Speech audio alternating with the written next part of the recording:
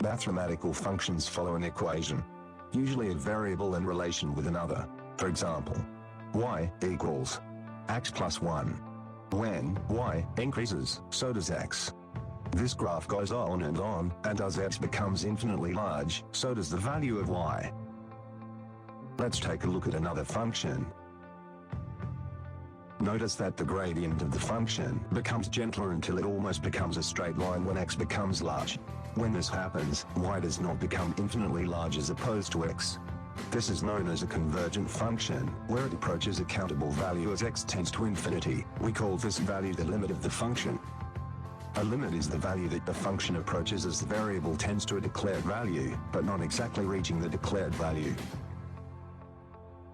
The limit shown in this graph is the limit of the function as x tends to infinity.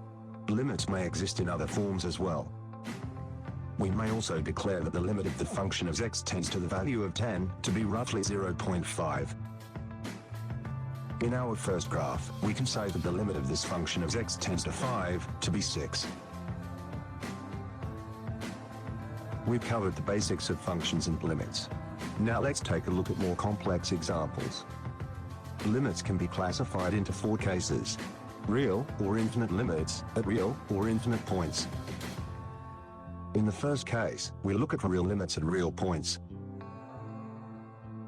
Limit as x tends to 2 for the graph is 5 times 2 plus 1, which is 11. The function converges. This is the case when the limit L equals 11 and the point x equals 2 are real values. In case 2, we look at real points at infinity. It will give a limit of 0 as x tends to infinity. The function converges to 0. Note that the value x can never be 2, or the value of y will be indeterminate. This is the case where the limit L equals 0 is real at the point of infinity. In case 3, we look at infinite limits at real points. As the value of x tends to 0 from the right-hand side towards the y-axis, the value of y tends to positive infinity. As the value of x tends to 0 from the left-hand side towards the y-axis, the value of y tends to negative infinity. The function diverges. Note that this is an example of left-hand and right-hand limits. This is the case where the limit L is infinity at the real point x equals 0.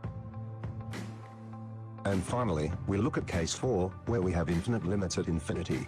As the value of x tends to infinity, the value of y tends to infinity. The function diverges. This is the case where the limit L is infinity at the point of infinity.